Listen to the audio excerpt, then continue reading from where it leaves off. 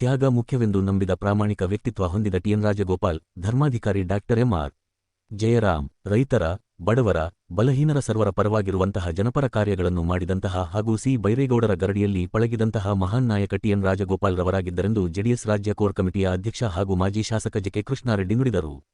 ತಾಲ್ಲೂಕಿನ ತಳಗವಾರದಲ್ಲಿ ನಡೆದ ಟಿಎನ್ ರಾಜಗೋಪಾಲ್ರ ಜೀವನಗಾಥೆ ಕೃತಿ ಲೋಕಾರ್ಪಣೆಯಲ್ಲಿ ಭಾಗವಹಿಸಿ ಮಾತನಾಡಿ ಟಿಎನ್ ರಾಜಗೋಪಾಲ್ರವರು ರೈತರಿಗೆ, ಸಮಾಜಕ್ಕೆ ಒಳ್ಳೆಯದು ಮಾಡಬೇಕೆಂಬ ಮಹದಂಬಲದೊಂದಿಗೆ ತಮ್ಮ 26ನೇ ವಯಸ್ಸಿನಲ್ಲಿ ರಾಜಕೀಯ ಪ್ರವೇಶ ಮಾಡಿ ಗ್ರಾಮ ಪಂಚಾಯತಿ ಸದಸ್ಯರಾಗಿ ಆಯ್ಕೆಯಾಗಿ ಎಲ್ಲರನ್ನೂ ಸಮಸಮಾಜದಲ್ಲಿ ಕಂಡ ಅಜರಾಮರ ಅಜಾತ ಶತ್ರುವಾಗಿದ್ದವರೆಂದರು.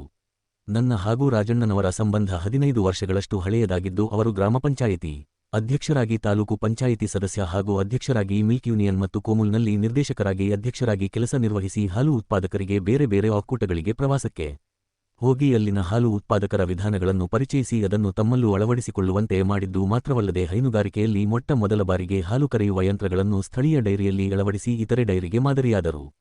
ಸಹಕಾರ ಕ್ಷೇತ್ರವಾದ ಹೈನುಗಾರಿಕೆ ಕ್ಷೇತ್ರದಲ್ಲಿ ಕ್ಷೀರಕ್ರಾಂತಿಯನ್ನು ಉಂಟು ಮಾಡಿದವರು ಹಾಗೂ ನಂದಿನಿ ಉತ್ಪನ್ನಗಳನ್ನು ದೇಶ ವಿದೇಶಕ್ಕೆ ಪರಿಚಯಿಸಿದವರು ಹಾಗೂ ಟೆಟ್ರಾಪ್ಯಾಕ್ ಮೂಲಕ ಹಾಲು ಹಲವು ದಿನಗಳ ಕಾಲ ಕೆಡದಂತೆ ದಾಸ್ತಾನು ಮಾಡುವ ವಿಧಾನವನ್ನು ಪರಿಚಯಿಸಿದವರೆಂದರು.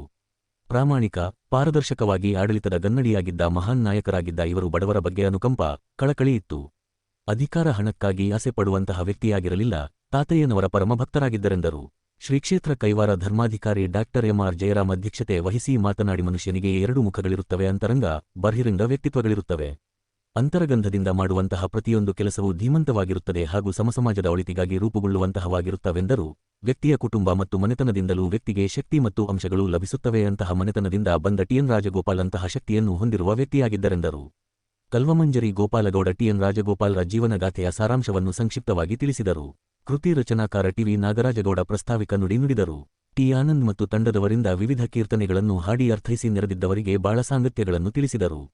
ಈ ಸಂದರ್ಭದಲ್ಲಿ ಪ್ರಗತಿಪರ ರೈತ ಕುರುಟಹಳ್ಳಿ ರಾಧಾಕೃಷ್ಣ, ಜಿಲ್ಲಾ ಪಂಚಾಯತಿ ಮಾಜಿ ಸದಸ್ಯ ಶೇಖ್ ಮೌಲಾ, ಸಂತೇಕಲ್ಲಹಳ್ಳಿ ಗೋವಿಂದಗೌಡ, ಸುಬ್ಬಾರೆಡ್ಡಿ, ಬನಹಳ್ಳಿ ರವಿ, ಗೋಪಾಲರೆಡ್ಡಿ, ತಳಗವಾರ ಆನಂದ್, ನಗರಸಭಾ ಮಾಜಿ ಸದಸ್ಯ ವೆಂಕಟರಮಣಪ್ಪ, ಅಂಕಾಲಮಡಗು ಕೃಷ್ಣಮೂರ್ತಿ, ಸಂತೇಕಲ್ಲಹಳ್ಳಿ ಪ್ರಭಾಕರ್, ಪ್ರತಾಪ್, ಗ್ರಾಮ ಪಂಚಾಯತಿ ಅಧ್ಯಕ್ಷೆ, ಉಪಾಧ್ಯಕ್ಷ, ಸದಸ್ಯರು, ಅಭಿಮಾನಿಗಳು, ಗ್ರಾಮಸ್ಥರು ಉಪಸ್ಥಿತರಿದ್ದರು. 15 ವರ್ಷಗಳಲ್ಲಿ ನಾನು ಈ ಕ್ಷೇತ್ರಕ್ಕೆ 2009ರಲ್ಲಿ ಬಂದಂತ ಸಂದರ್ಭದಲ್ಲಿ ಅವರಿಗೆ ಬಹಳ ಅಂದ್ರೆ ಸಮಾಜಕ್ಕೆ ಏನಾದ್ರು ಒಂದು ಒಳ್ಳೇದು ಮಾಡಬೇಕು, ಸಮಾಜದಲ್ಲಿ ಇರ್ತಕ್ಕಂಥ ಎಲ್ಲ ವರ್ಗಗಳು ಒಂದು ಅನುಕೂಲ ಆಗ್ಬೇಕು, ಒಳ್ಳೇದ್ ಮಾಡ್ಬೇಕು, ವಿಶೇಷವಾಗಿ ರೈತರಿಗೆ ಒಳ್ಳೇದಾಗ್ಬೇಕು ಅನ್ನುವಂತ ಒಂದು ಕಳಕಳಿಯನ್ನ ಇಟ್ಕೊಂಡಿರ್ತಕ್ಕಂಥದ್ರಲ್ಲಿ ಯಾವುದೇ ಒಂದು ಸಂದೇಹ ಇಲ್ಲ. ಬಹುಶಃ ರಾಜಗೋಪಾಲಣ್ಣ ಅವರು ಕೇವಲ ಅವರಿಗೆ 25 ವರ್ಷ ವಯಸ್ಸಿದ್ದಂತ ಸಂದರ್ಭದಲ್ಲಿ ಗ್ರಾಮ ಪಂಚಾಯತಿ ಸದಸ್ಯರಾಗಿ, ಗ್ರಾಮ ಪಂಚಾಯತಿ ಅಧ್ಯಕ್ಷರಾಗಿ ಅಪಾರವಾದಂತ ಒಂದು ಸೇವೆಯನ್ನ ಮಾಡಿರ್ತಕ್ಕಂಥವ್ರು. 1 ಬಾರಿ ಅಲ್ಲ, 2 ಬಾರಿ ಗ್ರಾಮ ಪಂಚಾಯತಿ ಸದಸ್ಯರಾಗಿ, ಗ್ರಾಮ ಪಂಚಾಯತಿ ಅಧ್ಯಕ್ಷರಾಗಿ ಅಪಾರವಾದಂತ ಒಂದು ಕೆಲಸ ಮಾಡಿರ್ತಕ್ಕಂಥವ್ರು. ಮತ್ತು ಅದರ ವಿಶೇಷವಾಗಿ ತಾಲೂಕ್ ಪಂಚಾಯತಿ ಸದಸ್ಯರಾಗಿ, ತಾಲೂಕ್ ಪಂಚಾಯತಿ ಅಧ್ಯಕ್ಷರಾಗಿ ಕೆಲಸ ಮಾಡಿರ್ತಕ್ಕಂಥವ್ರು. ಮತ್ತೆ ಸಹಕಾರ ಸಂಘದಲ್ಲಿ ಸಾಕಷ್ಟು ಪರಿಣಿತರು, ಒಂದು ಬದ್ಧತೆ ಇಟ್ಕೊಂಡು ಕೆಲಸ ಮಾಡಿರ್ತಕ್ಕಂಥವ್ರು. ಬಹುಶಃ ಅವರು ಮಿಲ್ಕ್ ಯೂನಿಯನ್ ನಲ್ಲಿ ಕೂಡ ಬಹಳ ಕ್ರಾಂತಿಯನ್ನ ಮಾಡಿರ್ತಕ್ಕಂಥವ್ರು. ಮಿಲ್ಕ್ ಯೂನಿಯನ್ ನಲ್ಲಿ ಬಹುಶಃ ಈ ಕ್ಷೇತ್ರದಲ್ಲಿ, ಈ ಗ್ರಾಮದಲ್ಲಿ ನಮ್ಮ ನೆಚ್ಚಿನ ನಾಯಕರಾದಂತ ಕುಮಾರಣ್ಣವರು ಇದೇ ಗ್ರಾಮದಲ್ಲಿ ಮದುವೆ ಆಗಿ ಅವರು 2006ರಲ್ಲಿ ಮುಖ್ಯಮಂತ್ರಿಗಳಾಗಿರ್ತಕ್ಕಂಥ ಸಂದರ್ಭದಲ್ಲಿ ಪ್ರಮಾಣ ವಚನ ಸ್ವೀಕರಿಸಿ ಮೊದಲನೇ ಸಹಿ ಹಾಕಿದ್ದು ಯಾರಿಗೆ ಅಂತ ಹೇಳಿದ್ರೆ ಅದು ರಾಜಗೋಪಾಲಣ್ಣ ಅವ್ರ ವಿಚಾರದಲ್ಲಿ. ಯಾಕಂದ್ರೆ ಕೋಮುಲ್ ಇದರಲ್ಲಿ ಅಧ್ಯಕ್ಷರಾಗಬೇಕು ಅನ್ನುವಂತ ಸಂದರ್ಭದಲ್ಲಿ ಮೊದಲನೇ ಸಹಿ ಕುಮಾರಣ್ಣ ಅವ್ರು ಹಾಕಿರ್ತಕ್ಕಂಥದ್ದು.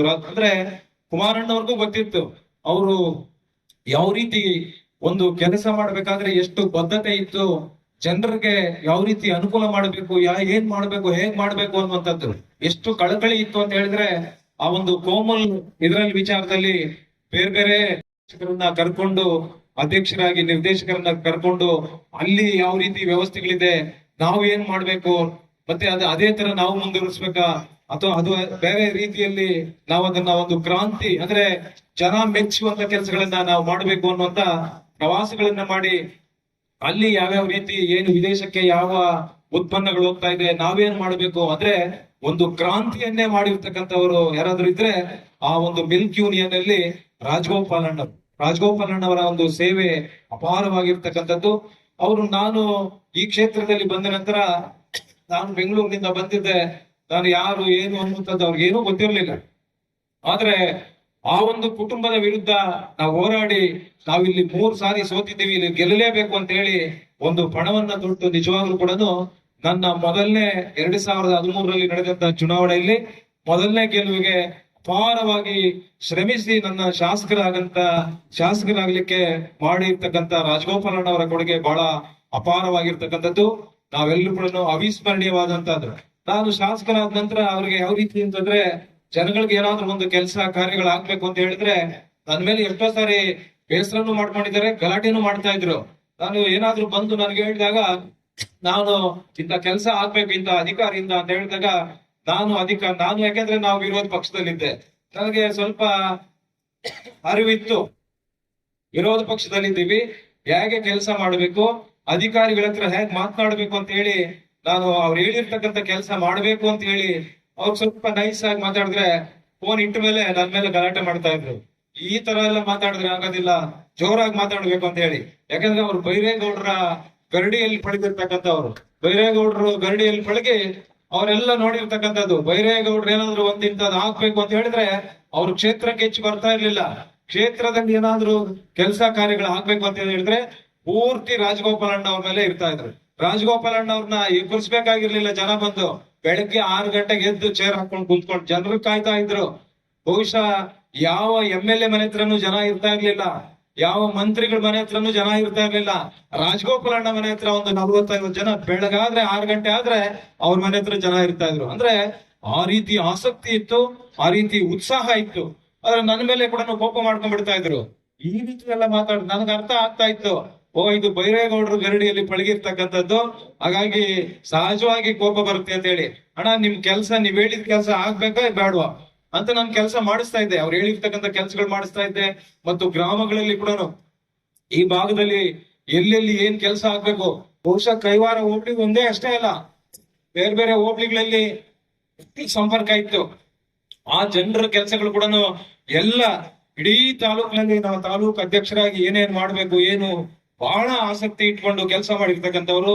ಸಹಕಾರ ಕ್ಷೇತ್ರದಲ್ಲಿ ಬಹುಶಃ ಅವರು ನಿಜವಾಗ್ಲೂ ಕೂಡ ಸಾಮಾಜಿಕವಾಗಿ, ಶೈಕ್ಷಣಿಕವಾಗಿ, ರಾಜಕೀಯವಾಗಿ, ಆದ್ರೆ ಇವೆಲ್ಲ ಕೆಲಸ ಕಾರ್ಯಗಳು ಬಹಳ ಸುಸೂತ್ರವಾಗಿ ಹೇಗ್ ಕೆಲಸ ಮಾಡ್ಬೇಕು, ಹೇಗ್ ಜನರೊಂದಿಗೆ ಬೆರಿಬೇಕು, ಅವರ ಜೀವನದಲ್ಲಿ ಯಾವತ್ತೂ ಕೂಡ ಎಲ್ಲಿ ಅಧಿಕಾರ ಇದೆ ಅಲ್ಲಿ ಹೋಗ್ಬೇಕು ಅಂತ ಯೋಚನೆ ಮಾಡಿರ್ತಕ್ಕಂಥವ್ರಲ್ಲ. ಎಲ್ಲಿ ಅಧಿಕಾರ, ಯಾಕಂದ್ರೆ ಇತಿಹಾಸ ಇದೆ, ಉದಾಹರಣೆ ಇದೆ. ಬೈರೇಗೌಡರು ಸೋತಿರ್ತಕ್ಕಂಥ ಸಂದರ್ಭದಲ್ಲಿ ಇಲ್ಲಿ ಯಾರು ಗೆದ್ದಿದ್ರು, ಆದ್ರೆ ಅವ್ರ ಹತ್ರ ಹೋಗ್ಲಿಲ್ಲ.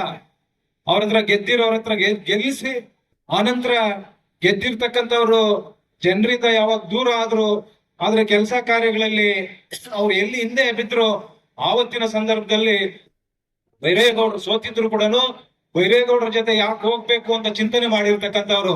ಬೈರೇಗೌಡರು ರೈತರಿಗೆ ಒಂದು ಹತ್ತಿರವಾಗಿ ರೈತರ ಒಂದು ಸೇವೆನ ಸೋತಿದ್ರು ಕೂಡ ಜನರ ಮಧ್ಯೆ ಇದು ಕೆಲಸ ಮಾಡ್ತಕ್ಕಂಥವ್ರು. ಆವತ್ತಿನ ಸಂದರ್ಭದಲ್ಲಿ ಇಂಥವ್ರ ಜೊತೆ ನಾವ್ ಇರ್ಬೇಕು, ನಾವೇನಾದ್ರೂ ಒಂದಷ್ಟು ಕೆಲಸ ಮಾಡ್ಬೇಕಾದ್ರೆ ಇಂಥವ್ರ ಜೊತೆ ನಾವು ಹೋಗ್ಬೇಕು ಅಂತ ಹೇಳಿ ಆವತ್ತು ಬೈರೇಗೌಡರ ಜೊತೆ ಸೇರಿ, ಅನಂತರ ಅವರನ್ನ ಕೂಡ ಗೆಲ್ಸಿ ಬಹಳಷ್ಟು ವರ್ಷಗಳು, ಬಹುಶಃ ಅವರ ಕೊನೆ ದಿನದವರೆಗೂ ಕೂಡ ರಾಜಗೋಪಾಲಣ್ಣವರು ಅವರ ಗರಡಿಯಲ್ಲಿ ಪಳಗಿದ್ರು. ಬಹಳ ಯಾಕಂದ್ರೆ ಇವತ್ತು ಅವರ ಮಕ್ಕಳಿರ್ಬೋದು, ಮೊಮ್ಮಕ್ಕಳಿರ್ಬೋದು, ರಾಜಗೋಪಾಲಣ್ಣವರು ಕೊಟ್ಟಿರ್ತಕ್ಕಂಥ, ಅವರು ನೀಡಿರ್ತಕ್ಕಂಥ ಕೊಡುಗೆಗಳನ್ನ ಎಷ್ಟು ದಿವಸ ಹೇಳಕ್ಕಾಗುತ್ತೆ? ಮಕ್ಕಳಿರೋವರೆಗೂ ಹೇಳ್ಬಹುದು, ಅಥವಾ ಅವ್ರ ಮೊಮ್ಮಕ್ಕಳು ಹೇಳ್ಬೋದು. ಆ ನಂತರ ಹೇಳೋರು ಯಾರು? ಬಹುಶಃ ಇತಿಹಾಸದಲ್ಲಿ ರಾಜಗೋಪಾಲಣ್ಣವರು ಕೊಟ್ಟಿರ್ತಕ್ಕಂಥ ಒಂದು ಕೊಡುಗೆಗಳನ್ನ ಇವತ್ತು ಯಾರಾದ್ರೂ ಮುಂದಿನ ಶತಮಾನಗಳಲ್ಲಿ ನಾವು ನೋಡ್ಬೇಕಾದ್ರೆ ಈ ಒಂದು ಪುಸ್ತಕ ಹೇಳುತ್ತೆ. ಇವತ್ತು ಏನ್ ಈ ಒಂದು ಪುಸ್ತಕವನ್ನ ಬಿಡುಗಡೆ ಮಾಡಿದ್ದಾರೆ, ಈ ಪುಸ್ತಕ ಹೇಳುತ್ತೆ ಮುಂದಿನ ಶತಮಾನಗಳು ಕೂಡ, ಮತ್ತೆ ಮುಂದಿನ ಪೀಳಿಗೆಯಲ್ಲಿ ಯಾರ್ಯಾರು ಹುಟ್ಟಿ ಬೆಳೆದು ಬಂದಿರ್ತಾರೆ, ಇಂಥ ಗ್ರಾಮದಲ್ಲಿ ರಾಜಗೋಪಾಲಣ್ಣವರು ಇದ್ರು. ರೈತರ ಒಂದು ಸೇವಾ ಕ್ಷೇತ್ರದಲ್ಲಿ ಇರ್ಬೋದು, ರೇಷ್ಮೆ ಬೆಳೆಗಾರರ ವಿಚಾರದಲ್ಲಿ ಇರ್ಬೋದು, ಕೃಷಿ ವಿಚಾರದಲ್ಲಿ ಇರ್ಬೋದು, ಹಾಲು ಉತ್ಪಾದಕರ ಸಂಘದ ಅಧ್ಯಕ್ಷರಾಗಿ ಇಲ್ಲಿ ಯಾವ ರೀತಿ ರೈತರಿಗೆ ಸಲಕರಣೆಗಳನ್ನ ಕೊಡಬೇಕು, ಅವರಿಗೆ ಸೌಲಭ್ಯಗಳನ್ನ ಕೊಡಬೇಕು, ಅವರ ಅನುಕೂಲಗಳನ್ನ ಮಾಡಬೇಕು, ಮತ್ತು ಜಿಲ್ಲಾ ಒಕ್ಕೂಟದಲ್ಲಿ ಯಾವ ರೀತಿ ಕೆಲಸವನ್ನ ಮಾಡಬೇಕು, ಇವೆಲ್ಲವನ್ನ ತೋರಿಸಿ ಅವರ ಕೊಡುಗೆಗಳನ್ನ ಬಿಟ್ಟು ಹೋಗಿರ್ತಕ್ಕಂಥವ್ರು ರಾಜಗೋಪಾಲ್ ಅಣ್ಣವರು. ಬಹುಶಃ ಇವತ್ತು ಅವ್ರ ಮಕ್ಕಳು ಮೊಮ್ಮಕ್ಕಳು ಇನ್ನೊಂದು 50 ವರ್ಷ ಹೇಳ್ಬಹುದು, ಆನಂತರ ಯಾರು ಹೇಳ್ಲಿಕ್ಕೆ ಆಗೋದಿಲ್ಲ. ಬಹುಶಃ ಮುಂದಿನ ಶತಮಾನದಲ್ಲಿ ಇಂಥ ಗ್ರಾಮದಲ್ಲಿ ಇಂಥವ್ರು ಒಬ್ರು ಇದ್ರು ಅನ್ನೋದಕ್ಕೆ ಈ ಪುಸ್ತಕ ಸಾಕ್ಷಿಯಾಗಿರುತ್ತೆ.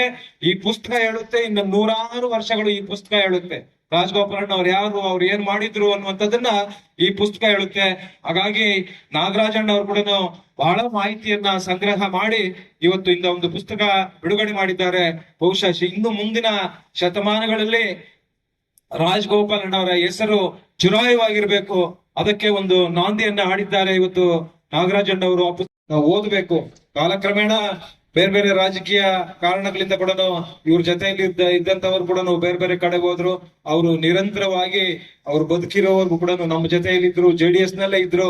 2 ಬಾರಿ ನಮಗೂ ಕೂಡ ಆಶೀರ್ವಾದ ಮಾಡಿ ಏನೆಲ್ಲ ಕೆಲಸ ಕಾರ್ಯಗಳು ಮಾಡ್ಬೇಕು, ನಮ್ಮ ಗೆಲುವಿಗೆ ಏನೇನ್ ಮಾಡ್ಬೇಕು ಅನ್ನುವಂತ ಬಹಳ ಶತ ಪ್ರಯತ್ನ ಮಾಡಿ ಗೆಲುವನ್ನ ತಂದ್ಕೊಟ್ಟಿರ್ತಕ್ಕಂಥವ್ರು ರಾಜಗೋಪಾಲಣ್ಣವರು. ಅಪಾರವಾದಂತ ಸೇವೆ ಇವತ್ತು ಎಲ್ಲಾ ಕ್ಷೇತ್ರಗಳಲ್ಲಿ ಕೂಡ ಅವ್ರು ಇವತ್ತು ಪಶು ಸಂಗೋಪನಾ ಇದರಲ್ಲಿ ಇವತ್ತು ಅವ್ರೇನು ಹಾಲು ಉತ್ಪಾದಕರ ಸಹಕಾರ ಸಂಘದ ಅಧ್ಯಕ್ಷರಾಗಿದ್ರು, ಕೋಮೂಲ್ನಲ್ಲಿ ನಿರ್ದೇಶಕರಾಗಿ ಅಧ್ಯಕ್ಷರಾಗಿದ್ರು. ಅಲ್ಲಿಂದ ಆ ರೈತರಿಗೆ ಲಸಿಕೆಗಳನ್ನ ಹಾಕ್ಸುವಂತದ್ದು, ಆ ಕಾಲಕ್ಕೆ ಏನಾದ್ರೂ ಕಾಯಿಲೆಗಳು ಬಂದಂತ ಸಂದರ್ಭದಲ್ಲಿ ತಕ್ಷಣ ನಾನಿದ್ದಂತ ಸಂದರ್ಭದಲ್ಲಿ ಕೂಡ ಫೋನ್ ಮಾಡಿ ತಕ್ಷಣ ಅದಕ್ಕೆ ಒಂದು ವ್ಯವಸ್ಥೆಯನ್ನು ಮಾಡಿ ಆ ಲಸಿಕೆಗಳನ್ನ ಕೊಡಿಸುವಂತದ್ದು ಇರ್ಬೋದು. ರೈತರಿಗೆ ಯಾವ ರೀತಿ ಅನುಕೂಲಗಳನ್ನ ಮಾಡಬೇಕು, ಅವ್ರಿಗೆ ಇನ್ಶೂರೆನ್ಸ್ ಮಾಡುವಂತದ್ದು, ಏನೆಲ್ಲ ಸೌಲಭ್ಯಗಳನ್ನ ಕೊಡ್ಲಿಕ್ಕೆ ಸಾಧ್ಯ ಆಗುತ್ತೆ ಅವೆಲ್ಲವನ್ನ ಕೂಡ ಪ್ರಾಮಾಣಿಕವಾಗಿ ಪಾರದರ್ಶಕವಾಗಿ ಯಾವುದಕ್ಕೂ ಅವರು ಆಸೆ ಬಿದ್ದವರಲ್ಲ. ಆ ರೀತಿ ಕೆಲಸ ಕಾರ್ಯಗಳನ್ನ ಮಾಡಿರ್ತಕ್ಕಂಥ ರಾಜಗೋಪಾಲಣ್ಣವರ ಕೊಡುಗೆಯನ್ನ ನಾವ್ ಯಾವಾಗ್ಲೂ ಕೂಡ ಮರೆಯೋಕ್ಕಾಗೋದಿಲ್ಲ. ಬಹಳ ಅವಿಸ್ಮರಣೀಯ ಆದಂತ ಒಂದು ಸೇವೆಯನ್ನ ಮಾಡಿ ಬಿಟ್ಟೋಗಿರ್ತಕ್ಕಂಥವ್ರು. ಅದನ್ನ ಮುಂದಿನ ಪೀಳಿಗೆಯಲ್ಲಿ ನಾವು ಕೂಡ ಹೇಗ್ ಮಾಡಬೇಕು, ಯಾಕೆ ಸೇವೆ ಮಾಡಬೇಕು ಅನ್ನುವಂಥದ್ದನ್ನ ಕಲಿಯುವಂತದ್ದಕ್ಕೆ ಈ ಬುಕ್ನಲ್ಲಿ ಸಾಕಷ್ಟು ವಿಚಾರಗಳಿದೆ. ಅವೆಲ್ಲವನ್ನ ಕೂಡ ನಾವು ತಿಳ್ಕೊಂಡಾಗ ನಾವು ಕೂಡ ಅಂತ ಒಂದು ಹಾದಿಯಲ್ಲಿ ಹೋಗ್ಬೇಕು ಅನ್ನುವಂತ ವಿಚಾರಗಳನ್ನ ನಾವು ಮುಂದಿಟ್ಕೊಂಡು ಹೋಗ್ಬೇಕಾಗ್ತದೆ. ಹಾಗಾಗಿ ಇವತ್ತು ಬೇರೆ ಬೇರೆ ಶೈಕ್ಷಣಿಕ ಒಂದು ಮುಖ, ಮನುಷ್ಯ 2 ಮುಖ ಇದೆ. ಒಂದು ಅಂತರಂಗ, ಒಂದು ಬಹಿರಂಗ, 2 ಮುಖ ಇದೆ. ಯಾವತ್ತು ಒಬ್ಬ ಮನುಷ್ಯನ ಬಗ್ಗೆ ಮಾತಾಡ್ಬೇಕಾಗಿದ್ರೆ ಅವನು ಏನು ವ್ಯಕ್ತಿತ್ವವನ್ನ ಬೆಳೆಸಿದ್ದಾನೆ ಅಂತಕ್ಕಂಥದ್ದು ಹೇಳ್ಬೇಕಾಗಿದ್ರೆ ಪರಿಪೂರ್ಣವಾಗಿ ನಾವು ಚಿಂತನೆ ಮಾಡಿದ್ರೆ ಅಂತರಂಗ ಏನು ಬಹಿರಂಗ ಏನು 2 ನೋಡಿದಾಗ ಅವನ ವ್ಯಕ್ತಿತ್ವ ನಿಜವಾದಂತ ವ್ಯಕ್ತಿತ್ವ ಬೆಳೀತದೆ. ರಾಜಗೋಪಾಲ್ ಅವರ ಪರಿಪೂರ್ಣವಾಗಿ ನಾನು ಯಾಕಂದ್ರೆ 30 ವರ್ಷದಿಂದ ನಾನು ಅವ್ರನ್ನ ಕಂಡಿದ್ದೇನೆ. ಮತ್ತು ಅವ್ರ ತಂದೆಯವರು ಕೂಡ ಕ್ಷೇತ್ರಕ್ಕೆ ಅವ್ರ ಸದಸ್ಯರಾಗಿದ್ದಾರೆ. ನಮ್ಮ ತಂದೆಯವ್ರ ಜೊತೆಗೆ ಅವರು ಕೆಲಸವನ್ನು ಮಾಡಿದ್ದಾರೆ, ತಾತವ್ರ ಸೇವೆಯನ್ನು ಮಾಡಿದ್ದಾರೆ. ರಾಜಗೋಪಾಲ್ ಅವ್ರ ತಂದೆ ಮತ್ತು ನಮ್ಮ ತಂದೆಯವರು ಇಬ್ರು ಸೇವೆ ಮಾಡ್ಕೊಂಡು ಬಂದಿದ್ದಾರೆ. ರಾಜಗೋಪಾಲ್ ಅವರು ರಾಜಕೀಯದಲ್ಲಿ ಇದ್ರು ಕೂಡ ನಾನು ಇಲ್ಲಿ ಆ ತಾತವ್ರ ಸೇವೆಗೆ ಯಾವತ್ತು ಬಂದಿದ್ದೇನೋ ಆವತ್ತಿಂದ ನಾನು ನೋಡ್ಕೊಂಡು ಬಂದಿದ್ದೇನೆ. ಅವರ ಒಂದು ವ್ಯಕ್ತಿತ್ವ ನಾನು ನೋಡಿದಂಗೆ ಏನಾದ್ರೂ ಒಂದು ಶಕ್ತಿ ಬರ್ಬೇಕಾಗಿದ್ರೆ ಮನೆತನದಲ್ಲಿ ಬರ್ಬೇಕು. ಆ ಒಂದು ಮನೆತನ ಒಂದು ಶಕ್ತಿ ಇದೆ.